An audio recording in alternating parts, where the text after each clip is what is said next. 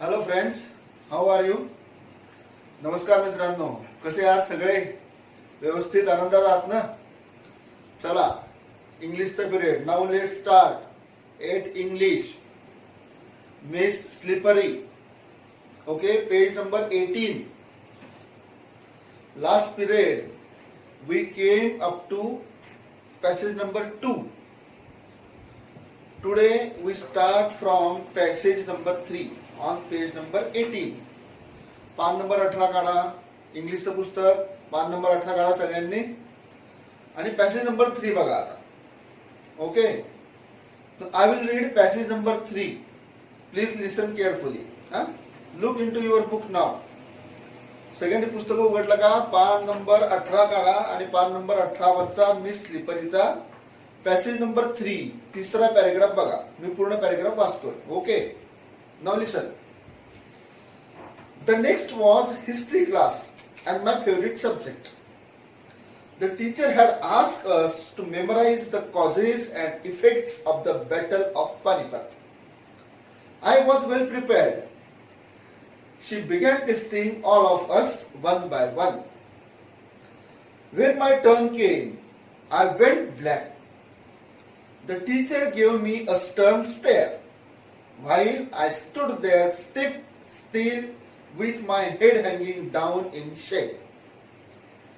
Now, this is a very interesting passage. हा तो passage आहे, हा जो पॅरेग्राफ आहे, हा अतिशय आपल्याशी मिळता जुळता आहे. How it was? Now listen. The next was history class and my favorite subject.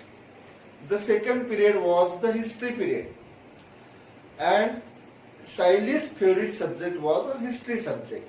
दुसरा तास हा त्यांचा इतिहासाचा होता आणि सायलीचा आवडीचा विषय हा इतिहास होता. Now what happened in that period? Now listen. The next was history class and my favorite subject. The history subject was Saily's favorite subject. What happened? Listen. The teacher had asked us to memorize the causes of effects and the battle of Panipat. The teacher had asked. The teacher gave them a homework. What was the homework? टीचरांनी त्यांना homework दिला होता. Homework काय होता? To memorize the causes and effects of the battle of Panipat. To memorize the causes and effects. To memorize means to learn in heart. Memorize म्हणजे तोंडी पाठ करून. What was the homework? To memorize the causes and effects of the battle of Panipat. Homework असा दिला होता. सगळ्यांना इतिहासामध्ये माहिती आहे पानिपतचं युद्ध. पानिपतच्या युद्धाची कारणे आणि त्याचे परिणाम. The causes and the effects of battle of Panipat. Causes म्हणजे कारणे आणि इफेक्ट्स म्हणजे परिणाम. The battle of Panipat. पानिपतच्या युद्धाची कारणे आणि परिणाम हे तोंडीपाठ करून द्यायला सांगितलेलं होतं. Then what happened? I was well prepared means the Saily was well prepared. The Saily was memorize the causes and the effects of the battle of Panipat. सायलीने हे पानिपतच्या युद्धाची कारणे आणि परिणाम व्यवस्थित पाठ करून ती आलेली होती. But what happened? She began testing all of us. Means the history teacher wanted to testing all the students. Are they prepared well or not? त्यांनी तयारी केलेली आहे की नाही? पानिपतच्या युद्धांचे कारणे आणि परिणाम पाठ केलेत की नाही? एकेकाला विचारायला सुरुवात केली. She began testing all of us one by one. When my turn came means when the Sayali's turn came. Sayali went blank. बघायचं. वेंट ब्लँक हे बोल्ड टाईप मध्ये दिसतंय. Went blank means could not remember anything. जसं आपलं होतं. Went blank म्हणजे काही न आठवणे, संपूर्ण विसरून जाणे. जेव्हा आपण टेन्शन मध्ये असतो तेव्हा आपण सगळं केलेलं विसरून जातो. As us Saili went blank. When her turn came she went blank. She didn't memorize the causes and the effects of the battle of Panipat. तिला काहीही आठवलं नाही कारण ती टेन्शन मध्ये येऊन गेली होती. Went blank means could not remember anything. लिहून घ्या. Went blank. Went blank, could not remember anything. Went blank, BLANK. Could not remember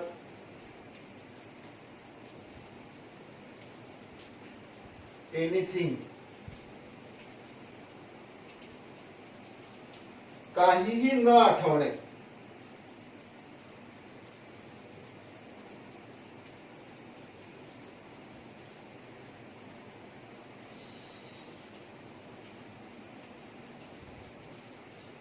किंवा विसरून जाणे.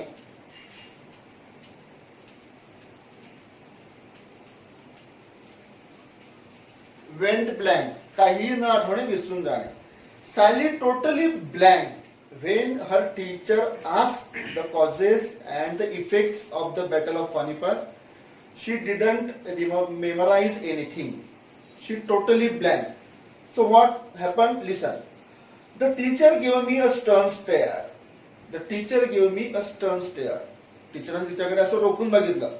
जसं तुमचे शिक्षक तुमच्याकडे बघतात, तुम्ही जेव्हा उत्तर देताना चुकतात किंवा तुम्ही काहीही बोलत नाही तेव्हा तुमचे शिक्षक तुमच्याकडे संतावर बघतात ना, तसं तिच्या टीचरने तिच्याकडे बघितलं. स्टर्न स्टेअर, कठोर नजरेने बघितलं, संतापलेल्या नजरेने बघितलं.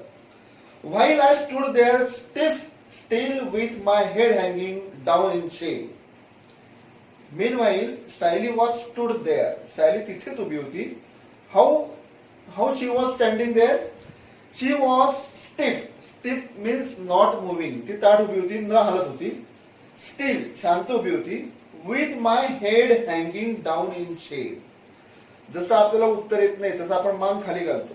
That is called hanging down in shame. शर्मेने किंवा लाजेने आपण मान खाली घालतो. आपल्याला जेव्हा उत्तर येत नाही त्यावेळेस आपण शर्मेने मान खाली घालतो. त्याप्रमाणे ती उभी होती. Head hanging down, head hanging down या पद्धतीने. इन शेम, शेम म्हणजे लाज, लज्जा. शेम, शेम म्हणजे लाजीरवाण. आपल्याला लाज वाटते की नाही तसं. शेम लिहून घेत आहे का? शेम, SHAME, लाज, लाज वाटते. Now look at passage number 3. सगळ्यांनी पॅरेग्राफ नंबर 3 कडे बघा. I will read whole passage. पूर्ण तिसरा पॅसेज वाचतोय. Please listen carefully. Do not look here and there. इकडे तिकडे बघू नका. पूर्ण पुस्तकात लक्ष द्या. Okay. Mama and Papa continued their never-ending tips. Papa used every opportunity to express his annoyance. Mama, on her part, did not allow my such occasions to slip without turning it into a vociferous quarrel. The quarrel was between the two, but the punishment inevitably descended on a third one. That is me at school. Wherever and whenever I heard raised voices, I felt as if Mama and Papa were quarreling. Sometimes, even in the midst of the silence, Mama's scream came piercing through my ears. And whenever I heard Mama's high-pitched yells, my legs quivered. Now, we see from the starting of the passage. Mama and Papa continued their never-ending tips. Now this passage is very important for us. Why this is important? हा passage महत्वाचा आहे. Now in this passage we found the reasons why the Saili was very upset. Why the Saili couldn't concentrate in the classroom. हा passage का महत्वाचा आहे?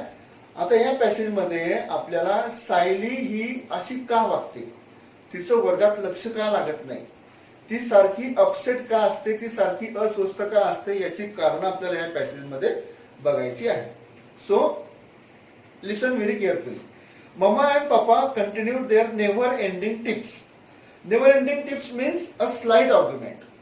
Tips म्हणजे साध्या साध्या गोष्टीवरून भांडण होणे. टिप्स म्हणजे काय? साध्या साध्या गोष्टीवरून, क्षुल्लक गोष्टीवरून कुरबुरी होणे, भांडण होणे. टिप्स लिहून घ्या. टिप्स, अ slight argument. TIFFS, tips. TIFFS, tips. अ slight argument. SLIGHT argument ARGUMENT साध्या साध्या गोष्टीवरून भांडणे, क्षुल्लक कारणावरून कुरबुर होणे.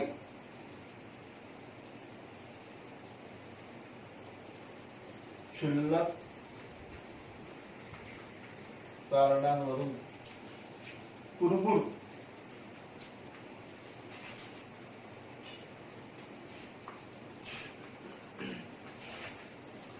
टिप्स म्हणजे क्षुल्लक कारणावरून सारखे ते भांडत असत.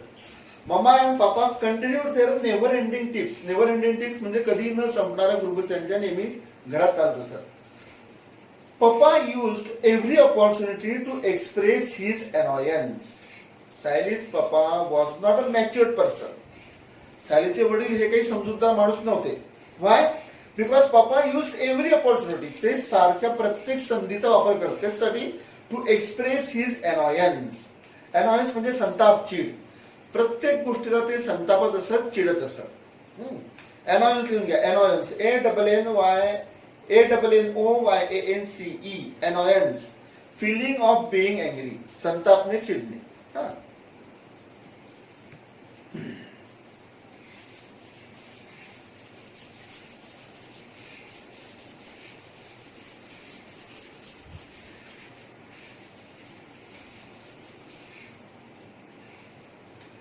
Annoyance.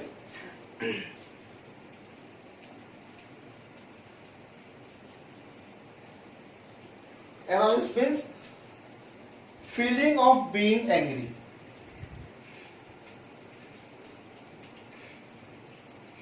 Feeling of being angry. संतापने, चिडणे.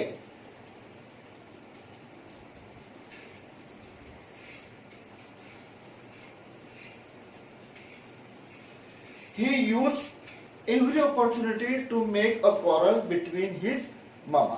प्रत्येक साध्या साध्या गोष्टीवरून ते भांडण करत असत, संतापात असत. Now listen, Mama on her part did not allow any such occasion to slip without turning it into a vociferous quarrel. Mama on her part.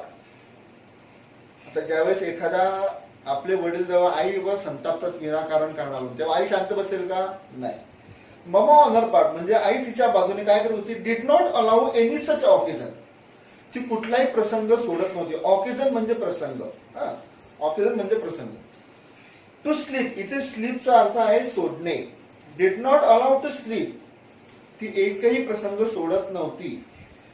Without turning it into a vociferous quarrel. आणि या सगळ्या गोष्टींचा परिणाम काय व्हायचा? तर दोघांची प्रचंड वादावादी व्हायची, संतापी व्हायची, चिडचिड व्हायची, भांडण व्हायची.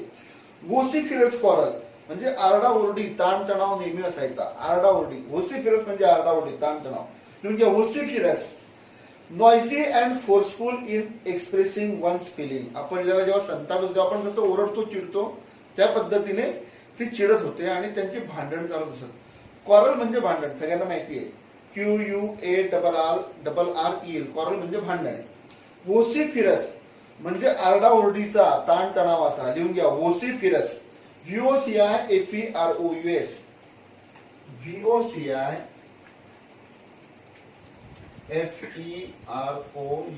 Vociferous. Vociferous means noisy and forceful. Noisy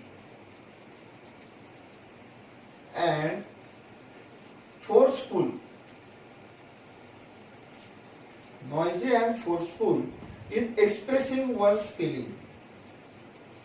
In expressing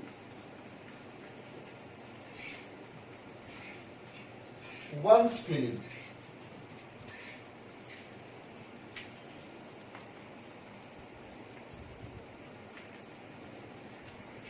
ताण तणाव, आरडाओरडीचा.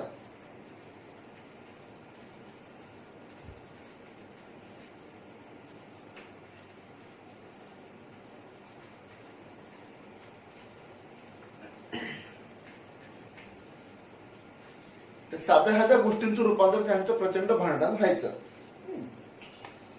The quarrel was between the to. In Sally's home, Sally's parents means Sally's mama and papa were quarreling. but the effect of that quarrel descended on the one that was Sayali. त्या दोघांच्या भांडणाचा परिणाम कोणावर व्हायचा तर सायलीवर व्हायचा.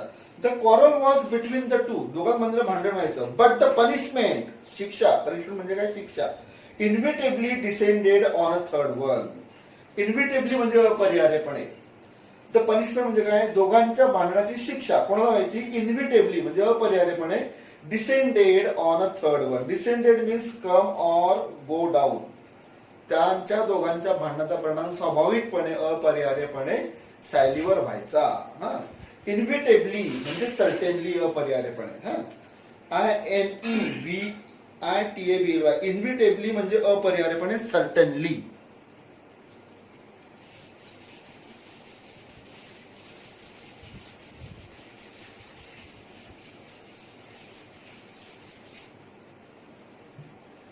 लिहून घ्या, इन्व्हिटेबली, INEVITABLY, INEVITABLY.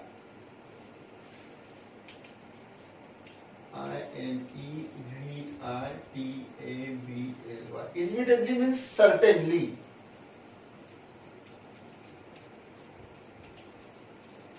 अपरिहार्यपणे.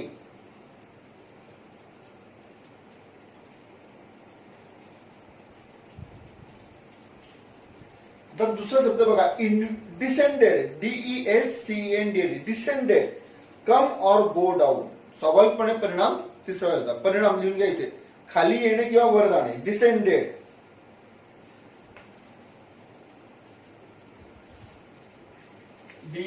DESCENDED,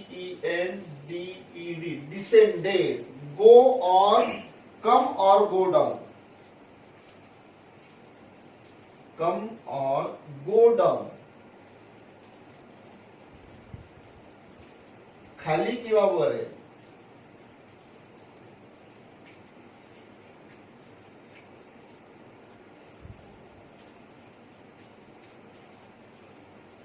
The effect of the quarrel of her parents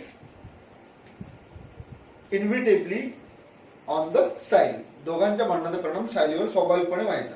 Now listen. Wherever and whenever I heard the raised voices. Now what was the effect of that quarrel on the Sayali? त्याचा सायलीवर काय परिणाम व्हायचा? Wherever and whenever, जिथे कुठे आणि जेव्हा केव्हा. Wherever म्हणजे काय, जिथे कुठे. Whenever, जेव्हा केव्हा. She heard a raised voices. Sayali heard the raised voices. जेव्हा सायलीला असे मोठे ओरडणं किंवा किंचाळणं वगैरे, रेज व्हॉइसेस म्हणजे मोठा आवाज, रेज म्हणजे वरचा, व्हॉइस म्हणजे आवाज. जेव्हा जेव्हा केव्हा आणि जिथे कुठे जेव्हा सायली असा वरचा किंवा मोठा आवाज ऐकायची, what happen, I felt as if mama and papa were कॉर्लिंग.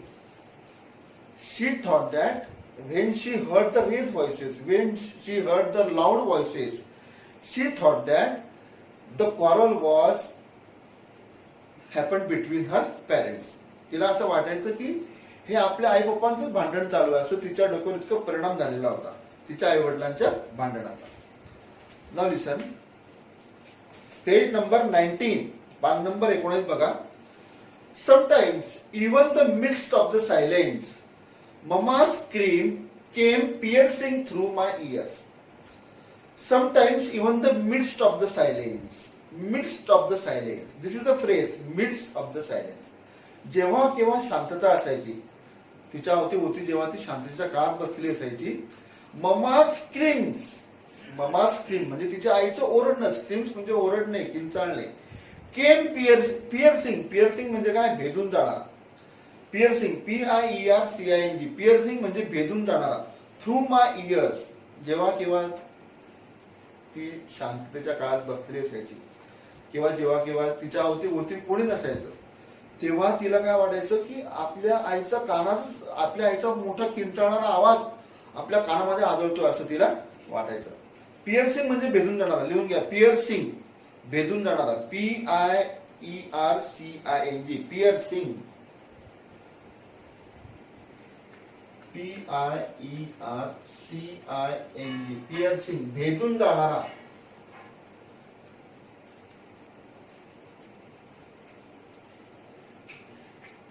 भेदून जाणार. And whenever I heard Mama's high-pitched yells, my legs quivered. When she heard the Mama's high-pitched yells, जेव्हा ती तिच्या आईचा मोठा किंचाळणारा आवाज ऐकायची, हाय पिच म्हणजे वरच्या स्वरातला, हाय पिच म्हणजे काय, वरच्या स्वरातला. माय लेग्स क्विवर्ड, तिचे पाय थरथर कापायला लागायचे.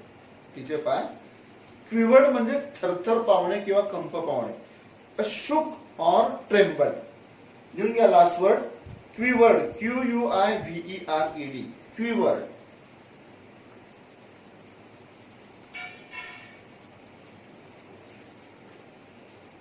shook or trembled.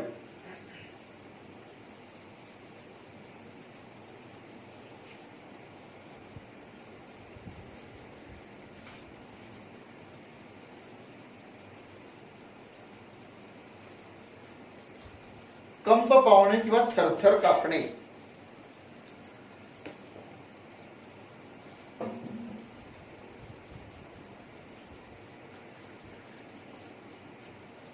किंवा थरथरणे.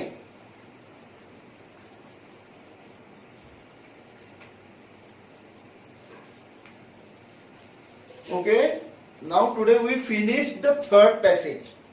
Okay, now today's lesson we stop here, but before left our period I want to give you a homework.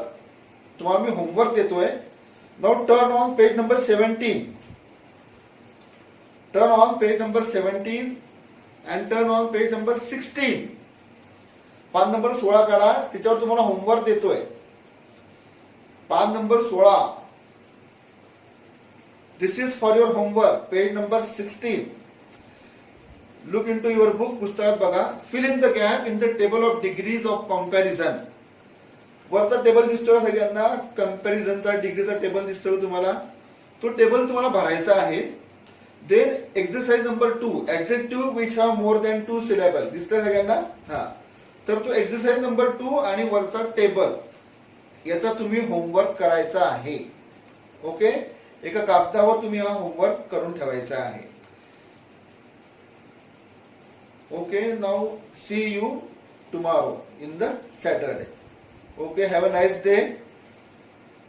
सगळ्यांनी होमवर्क करा, अभ्यास करा आणि झालेला लेसन जो आहे तो वाचून काढायचा आहे. Page number 18 and page number 19. This is for your homework. You have to read the passage number 1, 2, 3 and 4. Read loudly. Okay, bye bye. Have a good day.